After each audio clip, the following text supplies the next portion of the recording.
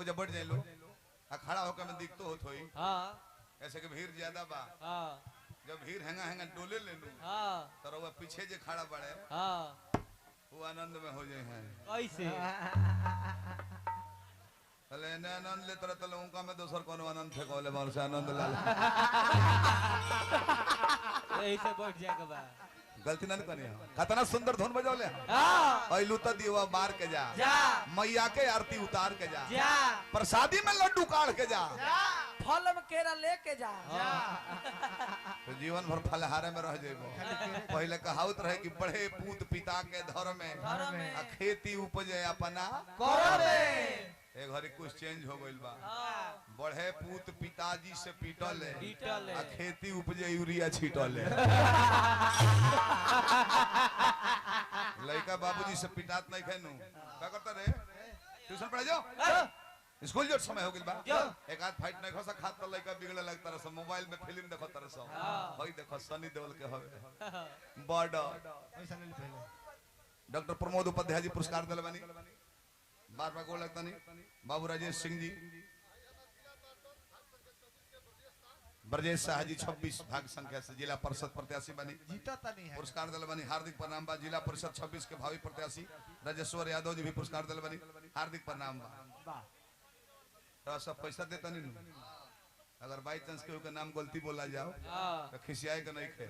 फिर दोबारा पैसा दे के अपन नाम सुधार करा लेबे ऑफर 6 बजे तक सीमित समय ना कहनी है कि बड़े पुत पिताजी से पीटल है बाबूजी मारत नहीं तो मोबाइल में फिल्म लइका देखत रे सब ओई देखो सनी देओल के बॉर्डर हो ओई अमिताभ बच्चन के मर्द हो ओई कौन फिल्म हरी अरे 5 मिनट में पसेना छोड़वा देता है इहो फिल्म दिन भर लइका मोबाइल में लागल रहता रे सब फेसबुक पर चलता तो निमन चलता हो ना एते तने बदल बा अगर खेती के छोड़ द गेहूं बो के कि अपना कर में जामी तो पता लगे कि डीवी भीतर कहता कि आई एम नॉट इनकमिंग सेवा पानी दिया जाए जानने की ना जानने चल दिन भर गणेश जी के दरबार में हमने चले बगा ऐसे ही प्रिवार हमारी एक ही कक्ष में समकक्ष बैठ के पक्ष विपक्ष अपना लक्ष्य के प्राप्ति करेला ओही तने गणेश जी के गोहरा ले बकवा हमने के देखि लय तो सब है गावत बजावत बाटे बबलू भैया राजेश भैया बाकी जन शर्मा जी कह गेल बड़े कहियो नए रह जे एगो कैसेट आई रहे हमके साड़ी चाहिए वही में गीत गोल्डर ले भरत शर्मा जी पियावा सिमान से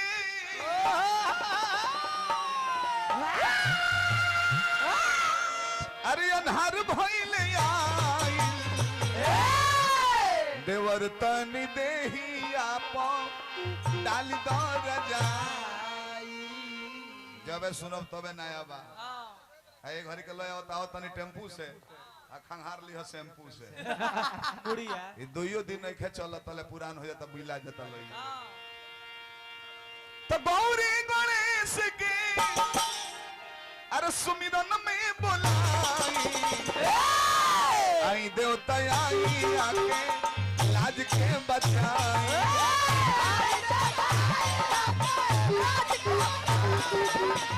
आई बाबा आई आके लाज के बचाई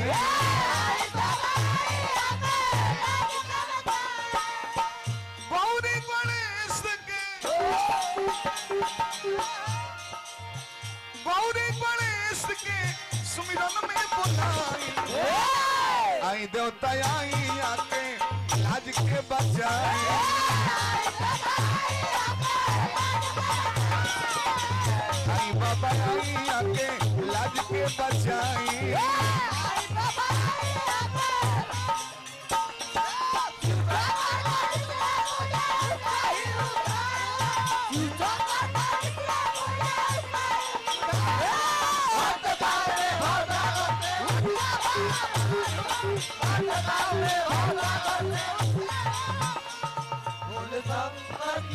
पूजा करूं ध्यान चरण में उसके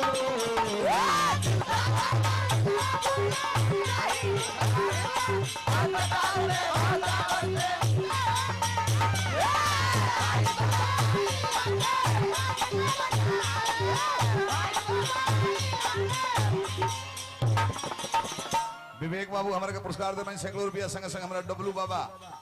महाभारत शिरोमणि सुखनंदन यादव जी के शिष्य डब्लू बाबा आ वहाँ का लड़का गौरव बाबा आइल है तो मंच पर आई बाबा कहने बानी 100 रुपया पुरस्कार भेजने गौरव बाबा के गोल लगता नहीं भोला दानी पद प्रतिष्ठा बनवाला सुन ले बानी हथिया के सुर पानी मनुष्य के तनवा हथिया के सुर पानी मनुष्य के तनवा सब देवता में पहले होखेला पूजा सब देवता में पहले होखेला पूजा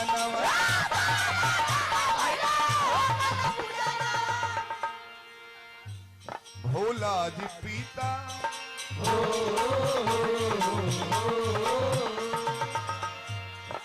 भोला जी पीता ये बाबा जी भोला जी पिताजी के संग ले आई देवता आई आके लाज के बचाई आई बाबा आई आके लाज के बचाई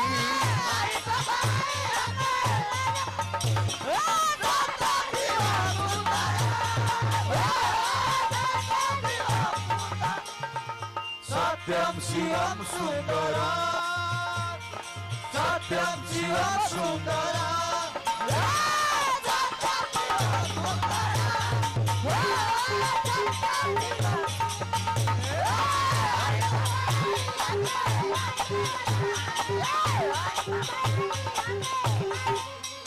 भाई साउंड इतना बाकी और साउंड सुने बिना कलर हो जाओ सिया देवी मुखिया प्रत्याशी बनी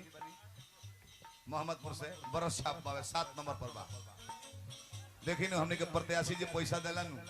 हमने के आत्मा बैठी जली तो वो हालांकि सिया देवी जी पुरस्कार ढेर दिल बनी भगवान वहां के जिता दी आ जिन प्रत्याशी पैसा ना देला घर जाइले सब बाबू रास्ता में कह देलो कि हे भगवान उनका के भारी बहुमत से हरा दी आत्मा की आवाज हम नहीं कहो जे भी हमने के जे पैसा देता वो विजेता हो सिया देवी जी बनी मुखिया पद के प्रत्याशी बनी मोहम्मदपुर से माझी प्रखंड चुनाव चिन्ह बरस छाप 7 नंबर पर बा जाए यही बार रहुआ कह देनी हम के लोग सब वोट से आगे चल रहा बनी बहुत बहुत वोट हां भाई प्रोग्रामों में चिन्हाला लोग प्रत्याशी लोग हां कितना ब्यास के जो अधिक मानी तो बुझा जाए कि पब्लिको को वहां का मानो जे ब्यास का नाम मानी बुझा जाए कि सारा सिया देवी जी का हार्दिक प्रणाम करता और बा रिधि सिद्धि गज बदन विनायक रिधि सिद्धि गज बदन विनायक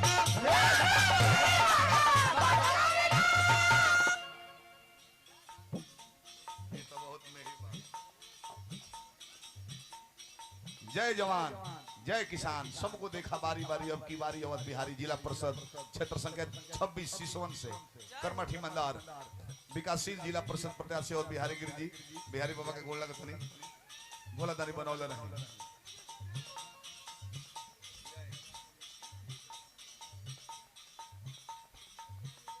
रामगढ़ पंचायत के भाग संख्या 16 के भावी बीडीसी प्रत्याशी बनी लाल बाबू शाह पुत्र विवेक कुमार जी की तरफ से 100 रुपया पुरस्कार भगवान रवा के बीडीसी बनाई रवा ब्लॉक प्रमुख बनी रिधि सिद्धि गज बदन विनायक दया दरसैया के हे गणनायक दया दरसैया के हे गणनायक रौरा के पूजले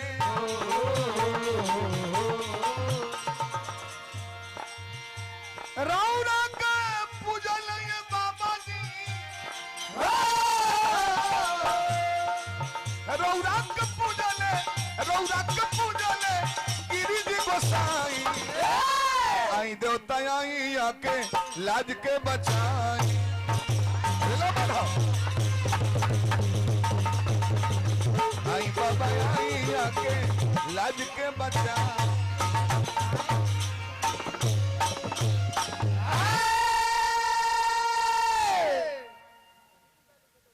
डीके इंटरप्राइज है जासर से पुरस्कार तो मैंने गिट्टी बालू की दुकान हो भोला दानी बनौले रही 100 रुपया पुरस्कार हार्दिक प्रणाम। हाँ अब चलियो माई के दरबार में सुमिरन तनी तनी ठीक रहेला ना जी। ऐसे के दुगोला सुनरवा सबाइल बन सुदर्शन भाई ना कहले हम दुगोला सुनाइल में तो दुगोला में तनी मजा रहेला ना बाकी तने अपने के दुगो संगतिया लो हम माला पहनाई पहना दे नारायण के वंदना चलत रहेला तो वंदना हम उरवा ली ले तब नर लोग के पहनाई ले। राजेश बाबू आ बबलू भैया संग है तने आइलो मंचवा पर विंध्याचल माई के बड़ी बड़का भक्त हई हो जबा सजा के चुनरी ले आइल बनी देवे खातिर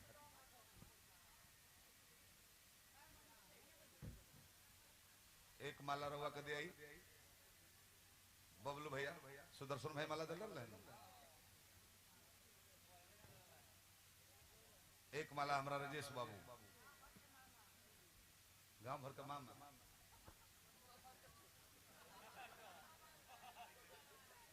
बहुत बहुत पुरस्कार आई भोला दाने बनौले रहे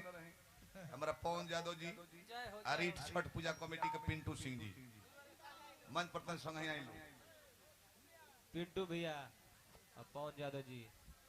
14/6/2022 हमारा कमलवास कुंवर के दुगोला वासी सोन में उहों का नाम पिंटू जी है 14/6 अगला साल है पवन यादव जी हमारे ब्लाइंड सपोर्टर हमें गांव में कौन महीना हो के 2-3 आदमी से मारना को दे हमार शिकायत कर लो तो सवेरे वही पड़े ले जाए के बाद रीठ के टोला में भी 12 तारीख के कार्यक्रम बटे अभिषेक तिवारी और शिवजानंद पांडे जी के खूब सुंदर जोड़ी 21 रुपया पुरस्कार दिले बने हमारा कृष्ण कुमार शर्मा जी मुखिया बनी ग्राम पंचायत राज रामगढ़ कहाँ बने वहां के मुखिया जी तने रहुआ एक बार मंच पर आए रहुआ पहले से बानी अभी लोग ट्राई करता रहुआ एक बार मंच पर रहुआ आए हमरे के पीछे घोष का माला डाल दे जब फिर काम निकल जाई राम पुकार यादव जी मुखिया प्रत्याशी बने 100 रुपया पुरस्कार दिले हार्दिक प्रणाम दादरा म्यूजिक बलिया से चल के बैरा जो कार्यक्रम ही होता पूरा वर्ल्ड में चली बक्सर से श्रवण पुनीत बिहारी जी म्यूजिक डायरेक्टर हो आई पैसा मत दे भले और रह दी हमने तनी कमा ले दी हमने के धंधवा बिगाड़ो रवा विदाई देम तोरा में बटाई खाली कोनो बात न सुमरनो भर लोग देला हार्दिक अभिनंदन करते जा संगे संगे हमरा राजा बहु राजा भिखारी बाबा बलिया से चल के आइल बनी अब हमने की आमदनी रे 12 तनी जान जाए अच्छा कोनो बात ना वही में देत हमरा बीच बीच में म्यूजिक बाजी तो हम ले ले म्यूजिक बाजी तो हम ले ले कोनो बात ना वो को ठीक कहता नहीं ज्यादा प्रचार नहीं कराओगे थोड़ा थोड़ा बहुत बहुत सही कहता है।